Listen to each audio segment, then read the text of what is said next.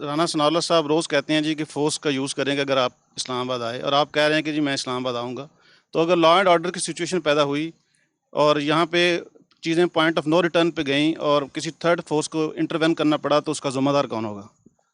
اس کا ذمہ دار یہ ہوں گے، اگر پہلے تو جو بھی ہوگا ذمہ دار تو یہ ہوں گے چور، جو صرف آئے ہیں اپنی چوری، اپنی NRO لینے کے لیے.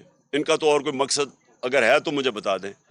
اور دوسری چیز دیکھیں، وہ ٹائم ہمارا کب ہم نے کوئی، مجھے بتائے نا، میں 26 سال سے پالیٹکس کر رہا ہوں، کب ہم نے کوئی چیز آئین کے باہر کی ہے؟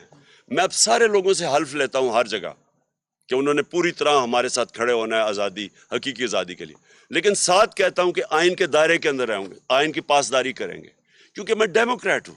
یہ وہ لوگ ہیں 3 دفعہ انہوں نے لانگ مارچز کی. فضل الرحمان آئے، یہ سارے کنٹینر پہ کٹے کھڑے تھے. کیا ہم نے کوئی تشدد کیا؟ کوئی ہم نے ٹیئر گیسنگ کی؟ کوئی ہم نے ان کے اگینسٹ FIR کاٹی؟ تو یہ جو ایک مجرم، کیونکہ یہ تو ہے ہی ایک قاتل آدمی، اس کا آپ کو پتہ ہے کہ یہ عابد شیر علی کا باپ کہتا تھا اس نے 18 قتل کیا ہے، کوئی کہتے ہیں 18 25 یا 24 کیے، جو بھی ہے. یہ آدمی کو اور اس کی عقل میں، اس کو تو پتہ ہی نہیں ہے جمہوریت کیا ہے، اس نے تو یہی اسٹوپڈ باتیں کرنی ہے نا.